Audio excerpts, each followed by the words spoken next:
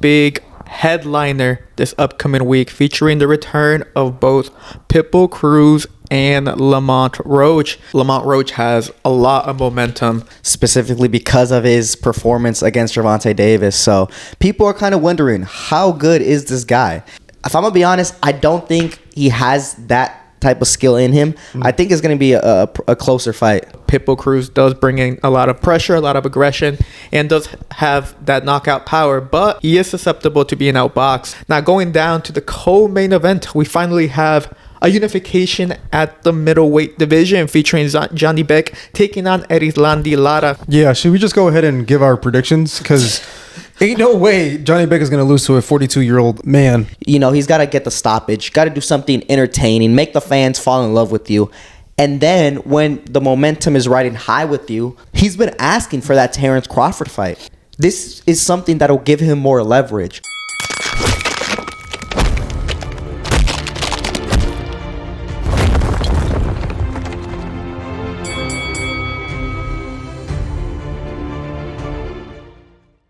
Welcome back to another episode of the Last Round Podcast, where we cover everything from traditional boxing to influencer boxing and everything in between. Today's episode, we'll be going over and breaking down Lamont Roach versus Pitbull Cruz this upcoming weekend and giving our official predictions for the main card. But before we get into the episode, make sure to like and subscribe and follow us on all forms of social media. Lastly, we're trying to build up a community on Discord, and you guys joining would be greatly appreciated. And now, diving into the episode, we got a big headliner this upcoming week, featuring the return of both Pitbull Cruz and Lamont Roach. Last time we saw Pitbull Cruz, he had to take a last-minute replacement after Fierro was unable to make weight, and that led to a very mediocre matchup in which he easily won. Last time we saw Lamont Roach, though, was his introduction to the boxing world after he got a draw against Gervonta Davis in a fight that many people thought he won. So we have the return of both of these elite fighters at the 140 for the WBC interim belt, and I'm very excited for this one. What are you guys' thoughts about this matchup? Right away, I think it's respectable what Roach is doing. You know, he's fighting at 140. This is a weight class that he's never been at, but he's still champion at 130.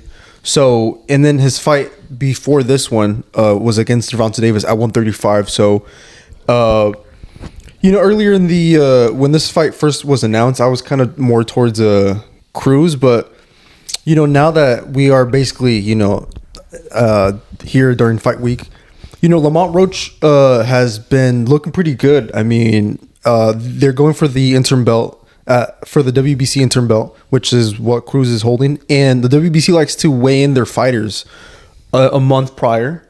And if I'm not mistaken, I'm pretty sure Roach was actually even heavier, weighed in heavier than Cruz. So this, for me, it makes things a lot more interesting. You know, this is a guy who's moving up, but possibly he's not even going to be the smallest guy or the smaller guy in the ring. Yeah, definitely. I think Roach has a lot of momentum going on right now, specifically because of his performance against Gervonta Davis. So people are kind of wondering, how good is this guy? You know, is he actually... Because Davis, we got to remember, he was seen as a top 10 pound-for-pound fighter for a good amount of time. He was seen as, you know, boxing's the next generation, one of the greats. And it hasn't really panned out that way. But the Roach's performance still shook up a lot of people. And they've begun to question, you know, is Roach that good? Or is Davis not that good? So I think this is a good fight to see where his level is at right now. Like you said, this is a new weight class, 140 pounds, where Roach has never fought. And his last fight was at 135, a new weight class as well. The thing is, though, you know, Pitbull Cruz is a very small, he's a small fighter. You know, at 140, he's undersized. You know, we got guys like Subriel Matias, who's like very tall and he's very lengthy. We used to have also Josh Taylor. I know he's not in the picture anymore, but there's a lot of big guys at 140 where if you say Pitbull Cruz, you know, you don't really think of him as a 140-pound fighter. He's more of a 135-pound fighter. So I think this is really, really smart by Lamont Roach to take this fight, because this isn't a big... I know it's a new weight class, but it's relatively the same size as fighting a 135 pounder, but instead you're going to get all the reward at 140. You know, he's going to become the interim champion for Subriel Matias's belt. So I think it's a really good option for him. I'm very impressed by his team. They're doing this, especially considering the fact that Pitbull Cruz is also another fighter that a lot of fans say beat Gervonta Davis. So we're gonna be able to see, you know, how they both do against an opponent like Pitbull Cruz.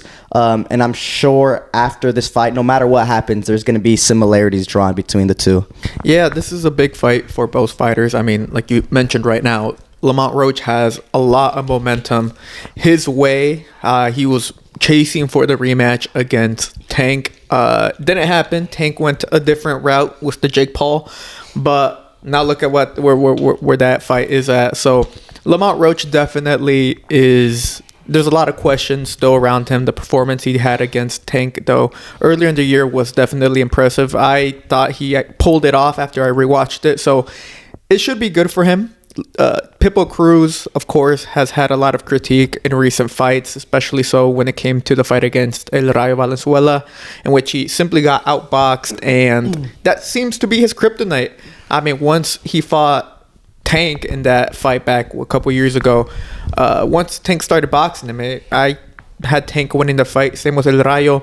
So definitely there's a kryptonite for Pitbull Cruz, and Lamont Roach taking this fight knowing that's a big risk because, as we know, Pitbull Cruz does bring in a lot of pressure, a lot of aggression, and does have that knockout power, but he is susceptible to being outboxed. So that's what Lamont Roach will be doing. I'm interested to see how he does it, because in the fight against Tank Davis, he was more in the pocket, willing to exchange shots with Gervonta. So I'm interested to see if he displays that same strategy against Pitbull Cruz, or if he decides to stay on the outside and take a blueprint from El Rayo's performance against Pitbull Cruz a year ago. Yeah, I don't think it's a good game plan for Roach to stay in the pocket. I think it's clear the path to victory against Pitbull is pretty clear. You know, I don't think it's rocket science. And it is going to be interesting because we're going to see different dimensions of Roach, or at least I hope we do. Because, yeah, if he goes in there and he tries to, like, be in the pocket like he was doing against Tank, it's not going to go well for him. And the only reason why it worked against Davis was because Davis is a counterpuncher. So sometimes he likes to wait. His punch output is actually very low. He likes to wait for his opponents to show their weakness, and then he likes to build a game plan around it. And if his opponent doesn't do that, then Davis doesn't really know what to do. You know, we saw this in his last fight against Roach. He didn't really know what to do, and it was a very close fight, one where I think Roach won. So I don't know. We're gonna see how good. I think this is a great fight. We're gonna see how good Roach is. If he's smart, he's gonna use lateral movements. He's gonna pivot. He's gonna use his jab and make Pitbull Cruz look like an amateur. You know, make him look like one-dimensional, just like a bull going forward.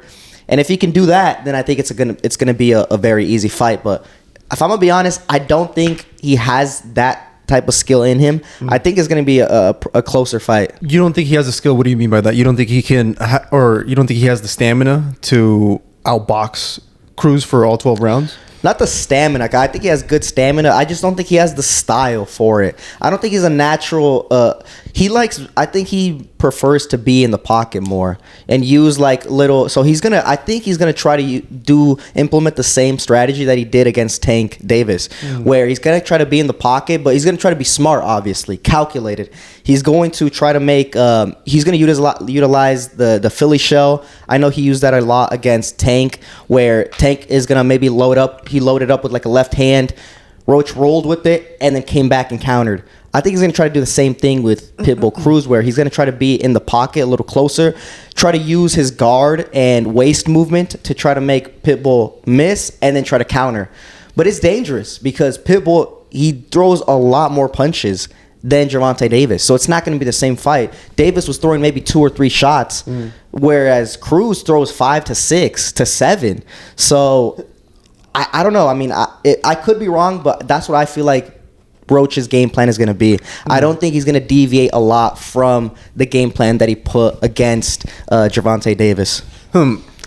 To me, I think that would be. I'd be very surprised if he does that. I think at 140, I think it's a new weight class. Even though I'm bringing this detail about him, weighing more than Cruz a month prior to their bout. I still think they're gonna just be a lot more smarter. I think that's how they're gonna come into this fight, and I think they're mostly gonna be on their feet. I think everything, whether they're on the attack or on the defense, I think it's mostly going to come from the feet. I think the feet is going to be very important. I mean, Roach, I'm not sure if he's 5'7", but he has good reach for the height that he has, and that's also going to play to his advantage as well. And I think just speed is the only thing that he really truly needs. If he's just able to keep Pitbull out like mid-range and just keep him there, jab him, do a couple of these switches of the stances, I think he should win comfortably. I think that's the only way he is going to fight Saturday. I'd be very surprised if he fights any other way. Even at 135 he looked pretty quick. At 140, I wouldn't be surprised if he even looks even stronger and sharper as well. I'm expecting him to be maybe kind of more on the back foot and just waiting for Cruz to come at him. And I think he's going to be like a matador, and he's going to have just going around in circles against Pitbull. Yeah, look, when it comes to Pitbull, though, we already know what we're going to get with him. His style, he uses every single fight, so nothing new should come from Pitbull. The only question is, how effective will he be against Lamont Roach? So essentially everything resides on Lamont Roach and his strategy, whether or not he will be in the pocket, whether or not he would try to be an outboxing type of style on fight night. But look, Pitbull Cruz, in my opinion, I think he has a lot more pressure, more so in the fact that there's a lot more doubt within his name. In recent fights, like I mentioned, he has been critiqued heavily, more so than usual. The Rayo fight was definitely the tipping point. But, even against the Fierro fight, which was a slugfest and a fight of the year contender, he was hurt in that fight. He gassed out at the end. And then, his fight against Omar Gomez, his late-minute replacement, definitely not on his level, and yet he was not able to, he won comfortably, of course, but it was not the showing that Pitbull Cruz really wanted. So he definitely has a lot of pressure coming up to this fight, especially against a name like Lamont Roach. Beating Lamont Roach would definitely catapult Pitbull Cruz once again into the conversation of the best 140-pound fighters in the division. So he has to bring in something. I feel he has to bring something a bit more, be a bit more effective with his pressure. And I'm interested to see if his team, has a game plan on how to deal with a potential strategy of Roach, fighting on the outside. Because if he does that, if he starts fighting on the outside and his team didn't prepare for that, then I can expect a Lamont Roach just clinic on fight night. So it's definitely interesting to see what type of style or how Lamont Roach will be preparing for the fight. So I think that's a big question that needs to be asked. But big fight, 140 for the interim belt. Remember, the champion at the WBC at the 140 is Subriel Matias, who is currently under hot water regarding a finding of Ostrin, was it? Yeah. So there's some doubt about Subriel Matias right now. I think he's going to beat it because, Subriel Matias. But definitely the 140 WBC champion is a bit shaky at the moment. So the winner of this fight, I think, would be a great matchup for Matias, regardless. Matias and Pitbull has always been a dream matchup for a lot of fans just because of their styles. But Lamont Roach being them there would be a very interesting matchup for Matias. And I think Lamont Roach being at the 140 is a very interesting addition to the division. So the only issue I have, though, is that the 130 belt is being held captive. And at this point, if he does win on fight night, Lamont Roach should definitely vacate the WBA at the 130-pound division. Right. But, do you guys have any other just breakdowns or predictions for this upcoming fight? Yeah, predictions. When this fight was first announced, I was heavily favoring Cruz and his Mexican aggressive boxing style. But I believe Roach's team are very smart, and I think they perfectly picked Cruz because they know what Cruz is going to bring. And I think Roach is going to come out with the victory because he's going to have a higher ring IQ, and he's going to come in with that slick American boxing style, and I think he's going to easily outpoint Cruz. Yeah, it's an interesting fight. It's hard to really say, man. There's just so much unknown. But if I'm going to lean in my edge towards Pitbull Cruz, I think he has a little bit more of a track record, especially in big fights. So I know he has a super big weakness of being, a little bit more one-dimensional and telegraphing his punches a lot. He does have good timing, though, and I don't know. I don't think Lamont Roach is going to move. Like, he's not going to turn into like Shakur Stevenson and, display great lateral movement. I just don't see him doing that. So I see him being more flat-footed, stationary, and trying his best to like catch the shots with his guard. And I just don't think that's going to look that good against a fighter that throws 5-6 punch combinations. So I think it's going to be a close fight, but I'm leaning towards Pitbull Cruz. Yeah, it's a close fight. Big fight. I think it's one of the biggest fights of the year for the headliner. Personally, I think Lamont Roach will pull it off. But I do agree it will be a closer fight than expected just because, I don't know, there's so many unknowns. Mystery around Lamont Roach, whether or not he's actually that good or whether or not it was an off night for Gervonta or if Gervonta wasn't even that good. There's a lot of questions in the air regarding Lamont Roach, but there's a reason why they picked Pitbull Cruz. There's a reason why they're moving up to 140 even. So they have a strategy. They have something planned out for this fight. And I think that they're confident in their fighter. And I think Lamont Roach himself is very confident after his performance against Gervonta. And more so, the reaction from Gervonta after, not wanting the rematch, now having all the fans, coming to Team Roach. So Lamont Roach definitely has a lot of momentum. And I think he's going to be riding on that momentum on fight night. Pitbull Cruz, on the other hand, does have to silence some doubters. So should be an interesting fight. I think Lamont Roach will get the job done. Close fight. I think it should be a very good one. But I'm definitely excited to see whether or not we will be seeing a new WBC interim champion or not. But regardless, great matchup, great addition, and a big night of boxing up ahead. Now going down to the co-main event, we finally have a unification at the middleweight division featuring Janibek taking on Erislandy Lara, currently the oldest champion in boxing today. Now, the 160, we rarely talk about it. And when we do talk about it, we're always shitting on it because it's definitely one of the worst, if not the worst division in boxing today. But as I said right now, we're finally getting some motion within the division. We're finally getting some unifications, and I'm somewhat excited about it. Janibek definitely has the opportunity to finally showcase his skills on the big card against a lot of fans, and I'm interested to see if he gets the stoppage or not. Thoughts about this matchup? Yeah, should we just go ahead and give our predictions? Because ain't no way Janibek is going to lose to a 42-year-old man. Hey, well, we're talking about a Cuban fighter here, though. Oh. It could get close. It could be close, but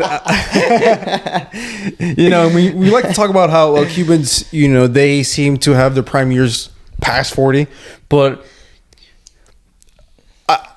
there hasn't been much talk of Lara. I think he's done his team and him have done a pretty good job of not being in the spotlight, but still being a champion, and they waited all this time, and I think this would be a nice send-off for them, especially for him, I guess, because this weight division has been stagnant. Janibek, unfortunately, has no following, so hopefully he can go in there Saturday night and then stop Lara. Nothing personal against Lara, but, just look impressive, and then that way try to get that unification with Adames. Yeah, I think I agree with your sentiment. I think this fight, it's not really that interesting to me. Lara, he is past his prime. Obviously, he had his heyday when he was fighting like Canelo. And since then, we haven't really heard much about him. He's still a world champion, which is really respectable, and you got to tip your hat off to him, right? He's still a world champion at 42 years old. It's very impressive. But Janibek, I think he should win, unless a kryptonite is like some Cuban type of style, some fringe thing. I feel like he should win this fight. He's younger, he's strong, heavy-handed, he's fast. He's the Eastern European type of style. Like I feel like he should win. So on paper, he should really win. And I'm not really super inspired or excited about this fight. I'm more interested in what happens after this, because like you said, Janibek doesn't have a big following, but this is a really big opportunity for him, because I think this is going to be a pretty big card, right? People like watching Pitbull Cruz, and people are interested to see Lamont Roach. So I think it's gonna bring a pretty good turnout. If he wants to make fans, this is the time to do it, right? He's got to go out there and he's got to put a show out. He's got to get the stoppage, got to do something entertaining, make the fans fall in love with you. And then when the momentum is riding high with you, let's say you get a highlight reel KO, he's been asking for that Terrence Crawford fight. This is something that'll give him more leverage, right? Because in Terrence Crawford's eyes, if I was Terrence Crawford, I wouldn't be really that interested in Janibek. I mean, he's super dangerous. He's super strong. He's young, ferocious, and he has a world title, but he's not that popular. Like, why am I going to risk so much as Terrence Crawford at the back end of my career when I'm on top of the world to face off against this really dangerous opponent? So, especially if he's not that well known, if I lose to him, people are going to be like, oh, he lost to a nobody, some guy from Eastern Europe. So, I think this is a really important shot for Janibek. I think if he's able to get a highlight reel KO, make the fans fall in love with him, I think he can have a little bit more negotiation power with like a Terrence Crawford fight, or like you said, an Adames fight, become a undisputed champion. I know he still wouldn't be, but become undisputed champion, and then that would be even more leverage for a Terrence Crawford fight, right? Because I'll be seeing him on X. He gets maybe 20,000 impressions, and he's calling out Terrence Crawford, right? So I kind of feel bad sometimes. I'm like, bro, this guy deserves a little bit more. He's a real, very tough world champion. Very dangerous fight for Terrence Crawford. So I think he just has to build a bigger following. At the end of the day, maybe it shouldn't be like that. It shouldn't be a popularity contest, but that's the way boxing is nowadays. And you have to have a big following to have more leverage in the negotiating table. So this is a really important fight for Janibek. Hopefully he makes the most of it. Yeah, I think so too. You know what? I think it's funny because he wants to fight everybody. He wants unification fights at that weight class, right? And I'm kind of surprised just thinking right now that Turkey hasn't even invited him over for a Riyadh season boxing card, because maybe even he realizes that he has no following, no fans, no one's gonna go. So yeah, I really do think that Janibek and his team knows the moment that they're at in this time, given their career. If he beats Lara, he would have 3 out of the 4 belts, and then Adames would have that last belt. And that things would get very interesting for him in his career. But as of right now, yeah, easy victory for him Saturday. Yeah, I'm expecting Janibek to get the stoppage win, actually, and I think it should be a very one-sided affair. Lara definitely will be going out on his shield, but Janibek definitely, this is the perfect opportunity to introduce himself to the boxing world and to try to get these big fights like what was mentioned earlier. So very not that interested to see, but it's very interesting to see the future of the landscape, the 160 after Saturday night. But we're all in agreement. Janibek will be getting the unification belts for the 160 division. And now we go down the list to the super featherweight division, where we have a fight that's been brewing for some time. It's gotten announced and then postponed, announced and then postponed, and now it's announced once again. The O'Shaquie Foster against Stephen Fulton showdown for the WBC 130 belt. Now this fight is very interesting because, first off, I'm not a big fan, but I am a fan of O'Shaquie Foster, more so after his fight against Rocky Hernandez a couple years back, where him and Rocky were slugging it out, and he was able to get the victory over the tough Mexican, over Mexican soil too. So very impressive performance. I became a fan of him, and he's been, ups and downs in his career as of right now. I mean, he had the controversial loss against Sao, in which he was able to avenge it right after. So O'Shaquie Foster, definitely one of the champions at 130. Stephen Fulton, on the other hand, has moved up once again. He only had 2 fights at the featherweight division, which he got dropped on his debut, but still won. And then he fought the rematch against Brandon Figueroa in the fight that Figueroa fought like, straight doo-doo. So this is a very interesting matchup. I'm liking it. I think it should be a very decent showcasing. I don't think it should be anything close to a fight of the year contender, but it will definitely finally give us an answer after all those postponements on who is the better fighter, and see if Stephen Fulton can become 3-division world champion at the 130. Thoughts about this matchup? Yeah, I think for me, Fulton, this move of Fulton is pretty surprising. The fact that he's still a champion at 126 and wants to go up and fight for a belt at 130. And then out of all the champions, I guess just for my personal opinion, Foster is the number 2 guy at that weight class. So kind of surprised that Fulton didn't want to go up against Angelo Leo. So I don't know, man. I find it very surprising, just the fact all the stuff that he's been talking in the lead up towards this fight. He seems pretty confident, and Foster, I think I don't think he's let it get underneath his skin that this smaller guy wants to go up and challenge for him. I think he finds it amusing, but I don't know, maybe Fulton sees something. Fulton and his team are able to see something that I'm not able to see. Yeah, it's an interesting fight. I like the mentality of Fulton going up weight classes, because he had his biggest stage was against Inoue a couple of years back, and everyone was hyping him up, right? Everyone was saying that, Inoue has never fought anyone that good, and this is going to be his first step up. Stephen Fulton is a really good American fighter. He's slick, he's fast, he knows what he's doing in the ring. And then he gets absolutely destroyed for 10 rounds, 9 rounds, however long the fight went. So, I think that definitely took a hit from his reputation. He's climbed back. He's gotten some good wins on his resume. And now he's fighting for a world title at 130.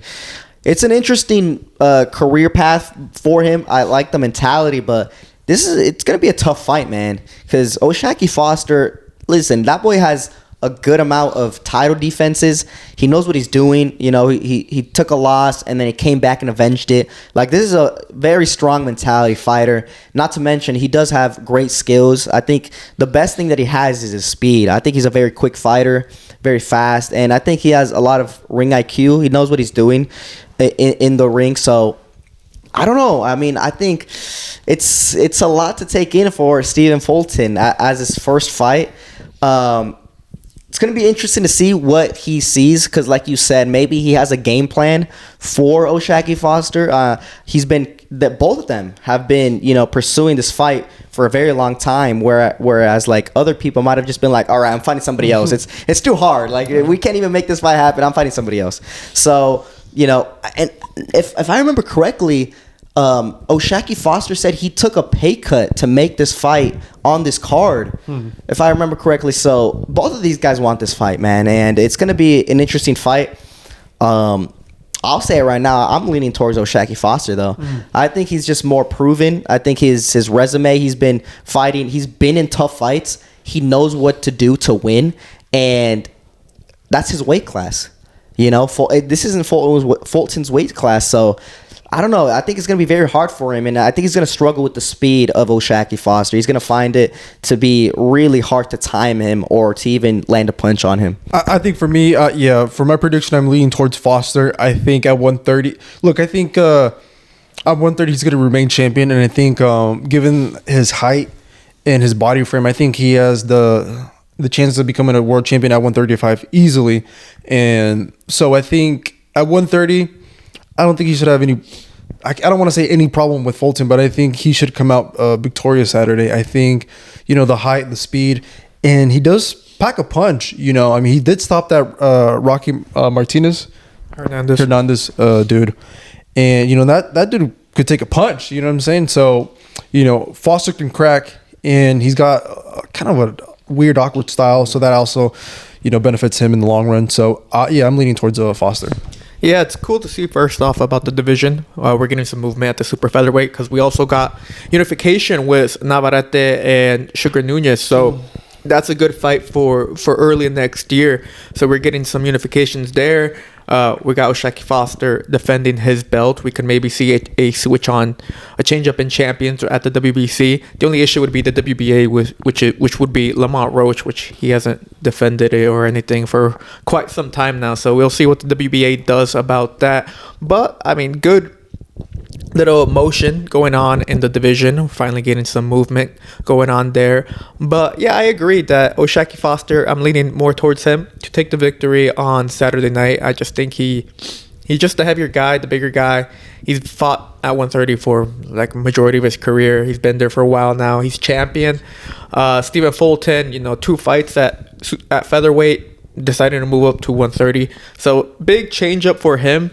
The only way I can see Stephen Fulton winning is if he comes out with the Tims again, like he did against Figueroa. So maybe that can give him a little boost of whatever attributes he has. But I personally think that O'Shaquie Foster will be taking the victory and will be remaining champion at the 130 division.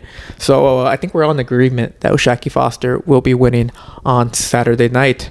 But moving on to the final fight of the main card, we have the return of El Mono Ramos as he takes on Sugar Shane Mosley, right, guys?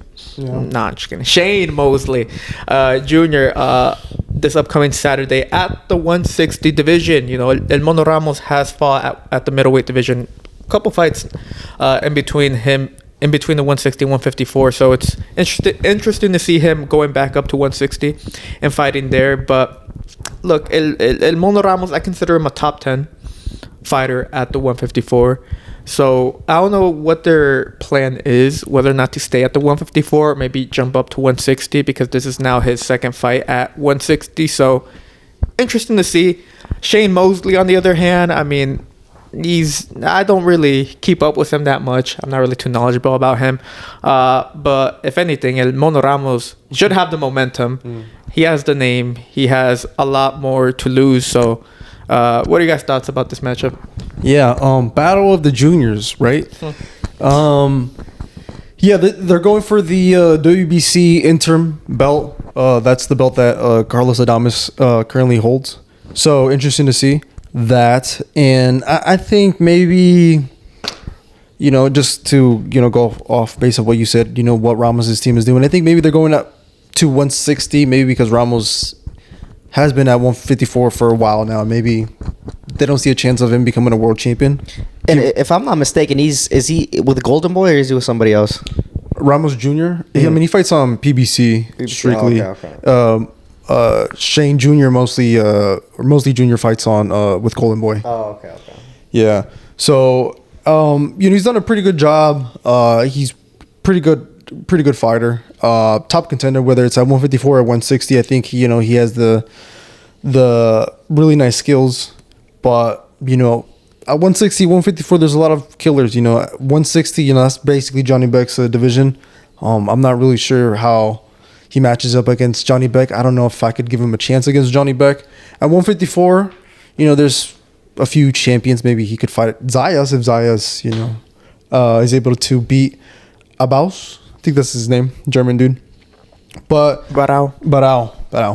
But in regards to this fight against Mosley Jr., I think he should win. Mosley Jr. is a guy who, was, when he first became a professional fighter, I think he wanted to really, take over, what his father left. But I think he's been left in the shadows now. I think he's older, and he's been in as a professional for a while now, and nothing has seemed to come about his situation. So, I mean,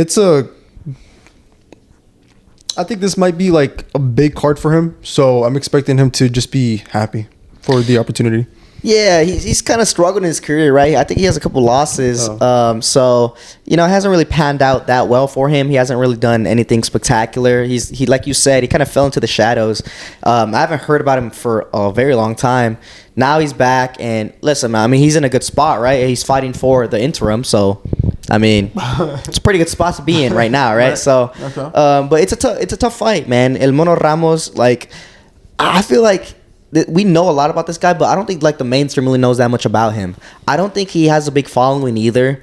He's not really a very charismatic type of person. He goes in there and he does his job, right? He goes in there and he wins, but he doesn't really get a lot of notoriety. So I don't know. Maybe people are sleeping on him. But I think at 154, he's very dangerous. Like you said, I think he could be Zayas.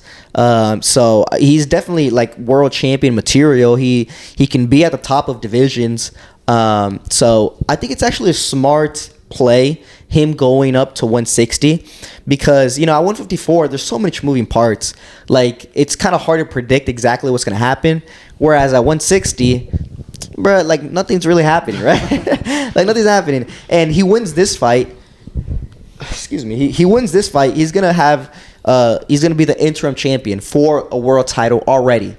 Like that much quicker than at 154. So I think it's a good just keeping your options open. Very smart by his team. So I'd say that's pretty good management, honestly. They haven't given up on him. They still think he can make it. And I do think he can too. He's a fighter that he throws so much punches. I think the best thing that he has is his volume, right? He throws 5, 6 punch, 7 punch combinations. And it's just kind of hard to stop that, when he's going forward. So it's going to be interesting fight. I am expecting El Mono Ramos to come out on top. I haven't seen too much on Mosley ever since, a couple years back when his name was a little bit more relevant. Now he kind of fell off, and, he's taken a couple of losses as well. I've never really been super impressed by him. I don't think I just don't see him as a very world-class level fighter. So, whereas Ramos, I think he's proven himself that he is on that type of caliber. So I am expecting him to win. Yeah, I'm also expecting El Mono Ramos to take the victory.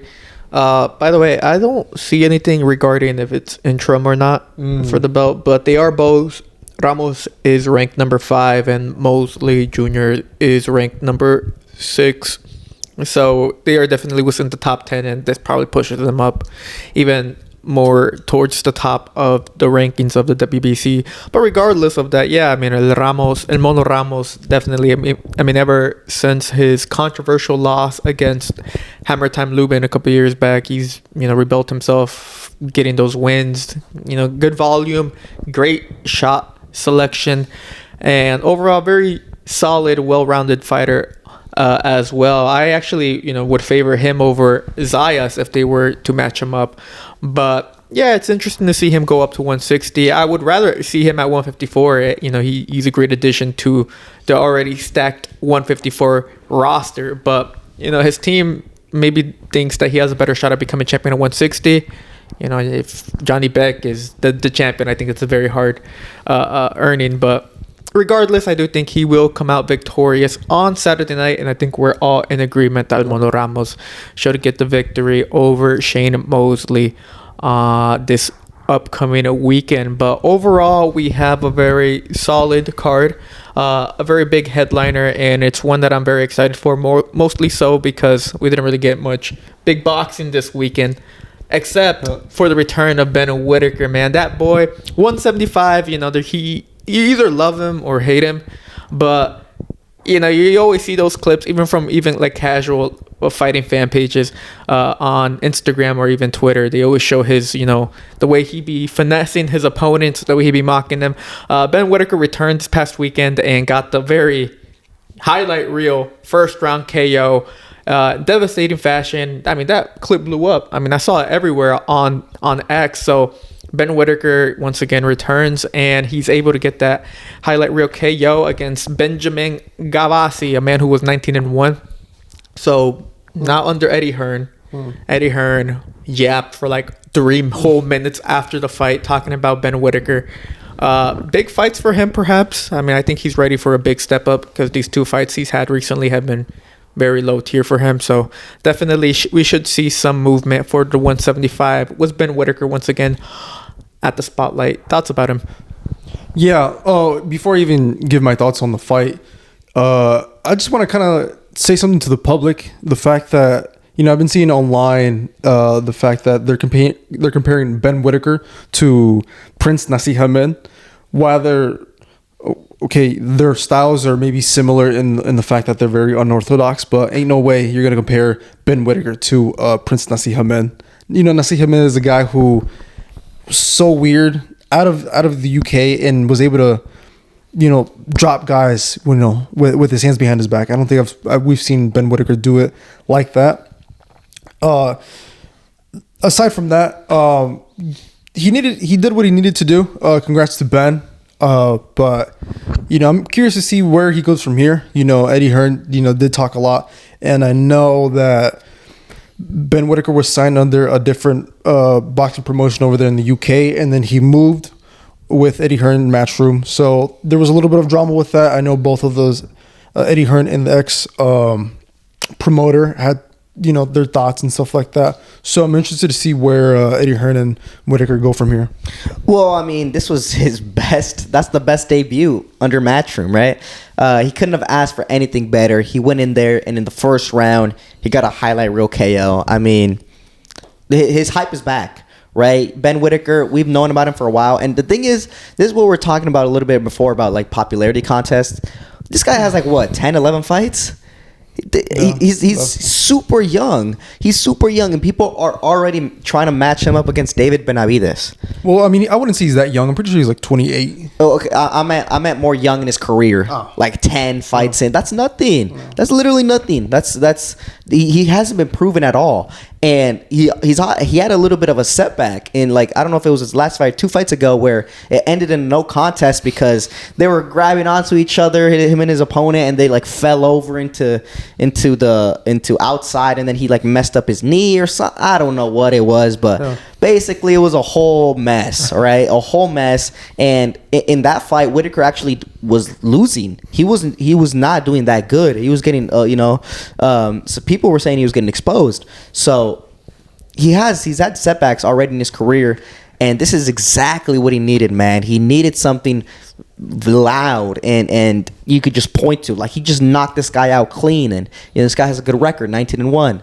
So I think I was very impressed by him. I think he showed speed, power, timing, and a killer instinct. And I did like it.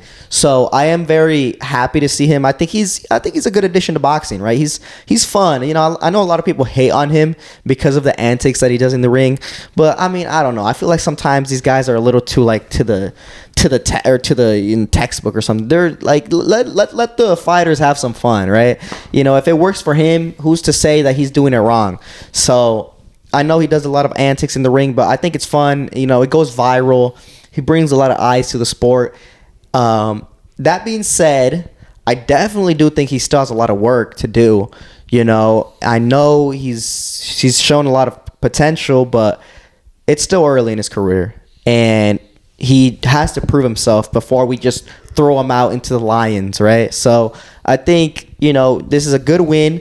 I don't want to see people start saying he should, go up to the very top and fight like, I don't know, Callum Smith or, Boazzi or fight him next, David Benavidez, a quick path to a world title. No, because if you do that, you're going to end his career. Benavidez is going to stop him under 10. So I don't want to see anything like that. I know he has a lot of potential, but let's let him, give him 3 more fights, and then we'll each a little bit more of a step up. And then we'll see if he's ready. Yeah, I completely agree with that sentiment. Ben Whittaker, a lot of potential, needs to work on some things. Definitely would like to see a step up in competition, even regarding his setback fight against, what was the dude's name? Liam Cameron. I mean, he was able to avenge it because he ended up stopping the dude in the second round earlier this year. So definitely Ben Whittaker, he's now 2 fights in, supposedly with new coach Andy Lee. And he's gone to early stoppages, so definitely time to, raise up the opponent level and to see what he's really got, because once it gets tough in there, that's when the real your real attributes, your real skills start to show on display. So I'm definitely happy Ben Whittaker got the win. I think he's a great addition to the 175. I think the 175 is in need of more big name fighters, and I think Ben Whittaker is a great addition to that roster. So impressive win, went viral everywhere. People, like I said, you either love him or hate him, but I mean, you still see his clips online. So I'm a big fan of Whittaker, and I'm eager to see who is next. Hopefully David Benavidez at Wembley Stadium, right, guys? No, yeah. Nah, I'm playing, but also, I'm not sure if you guys saw, but later once Whittaker got back home, apparently his home had been ransacked. Yeah, he was robbed, which is fucking insane. I mean, they must have, like, whoever robbed his house must have known that he was fighting and that he wasn't going to be in there. So they purposely picked that time. And, that's, hey, it takes some balls. You're going to rob a boxer?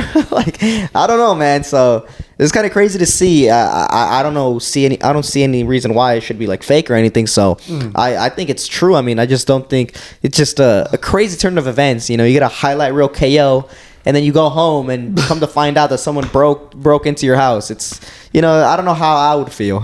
Yeah, that was so random that happened. They even stole his IBF. He's like, what are they going to do with that? But yeah, hopefully he gets everything back and gets everything sorted out. But good win for Ben Whittaker. A great addition to the division, and I'm eager to see what is next for him. Is there anything else that you guys would like to discuss on today's episode? Yeah, Pacquiao Jr. Pacquiao Jr. in his professional debut. I think a lot of people were expecting this. His father is a legend from the Philippines. I think he's even more popular than the president of the Philippines. We're talking about the Pac-Man Pacquiao, And, Junior decided to pick up the gloves, a few short years ago, if I'm not mistaken. And I think he was, for this training camp, I think he was out there in California, Los Angeles. So, I mean, he was training underneath the best people over there. And sadly, he came out with the draw. Well, I don't know if I'd say sadly. I think for him, he should be very fucking happy that he came out with the draw. Because, listen, Lally, I think his opponent's name is Lally. Yeah. Lally won that fight, man. Pacquiao Jr., listen, I'll give always the respect to your father. I think he was top 5 pound-for-pound fighters in history. He's probably my favorite fighter growing up and, of all time probably. So I love Pacquiao. I'm the biggest fan of him. That being said, we got to be real. Your son lost, bro. I ain't gonna lie. Like, your son was getting worked on. Pacquiao Jr. He was a little too shy to throw his punches. He had bigger shots than Lally, but they were just too few and far between. Whereas Lally, for 2.5 minutes, he was going forward, he was throwing punches, he was active, and I feel like you gotta reward that. Whereas Pacquiao Jr. just did not do enough. So it's a big setback. Well, I don't even know if it is. I don't know how serious Pacquiao Jr. really is about this fight.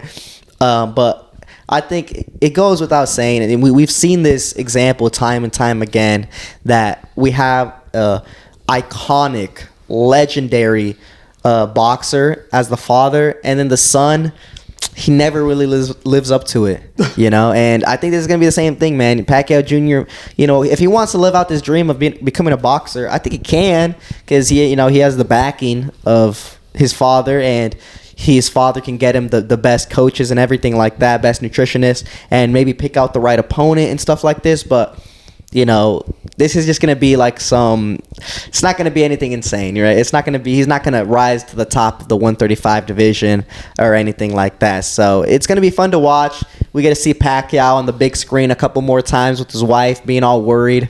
But other than that, it's not really anything newsworthy. Yeah, he didn't win the fight when his own mother at the end of the last round was basically in the arms of her husband, not wanting to look at the fight, and almost teary-eyed because his son was getting a little hit or whatever, getting that pressure taken onto him.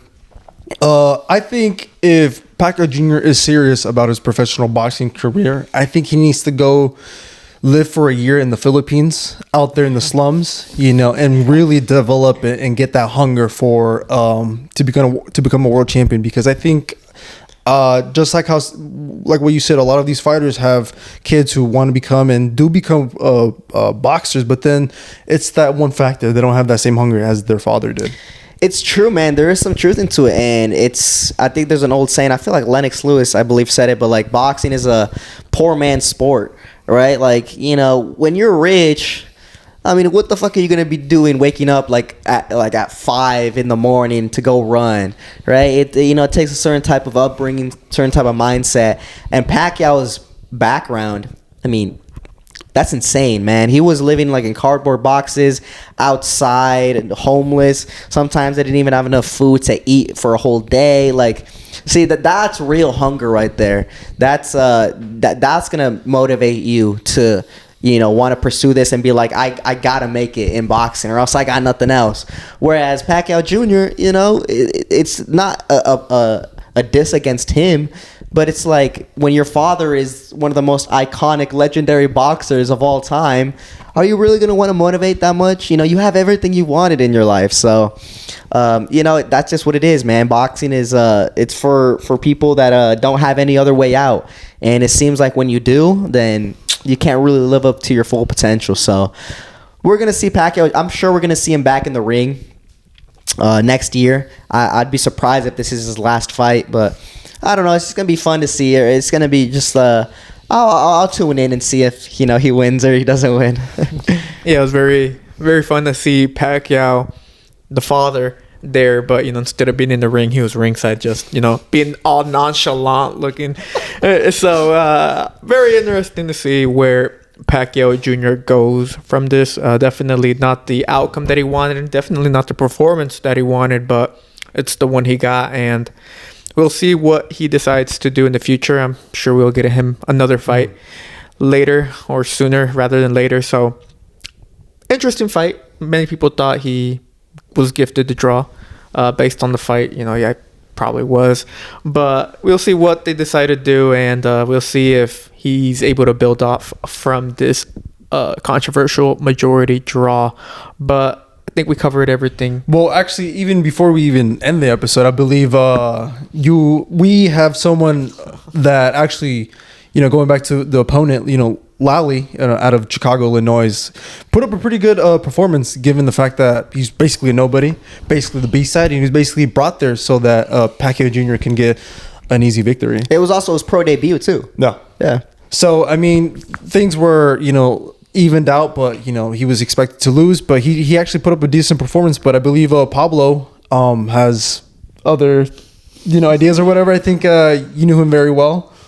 I mean, yeah, I fought him in the amateurs 2 years ago. So I mean, Pacquiao Jr. wanted some pointers. I would have given him some pointers in there, but they didn't hit my lineup. So he had to experience that firsthand, how the type of style that Lally brings. But I mean, I'm surprised. I mean, Lally was definitely like the aggressor. I mean, he's definitely Asa said it during the fight that he still has that amateur type of style in there, which after a couple more fights in the future, we'll tinker and polish it a bit more. But yeah, I mean, the style that he fought, the way he fought against Pacquiao Jr. was essentially the way he's always fought in the amateur. So I didn't see anything new, anything different from him. It's just the lack of experience, I think, from Pacquiao Jr. regarding an aggressive type of active fighter like Lally was, that he needs to work on for future fights. And maybe it was just bad matchmaking from Team Pacquiao to pick a style fighter like Brandon Lally from Chicago. So interesting fight. And maybe Brandon Lally, I'm sure he got some new fans now from the fight. I mean, getting robbed against the son of a legendary fighter like Pacquiao would definitely gift you some eyes in the sport. So we'll see what Brandon Lally does in the future. I'm sure he wants to keep fighting, so definitely a boost of confidence for him. But I think we covered everything that we wanted to cover in today's episode. Let us know down below your official predictions for Lamont Roach against Pitbull Cruz. Do you think Lamont Roach will pull off the win? Or do you think Pitbull Cruz will remain the WBC interim champion? Next up to fight the boogeyman, Subriel Matias.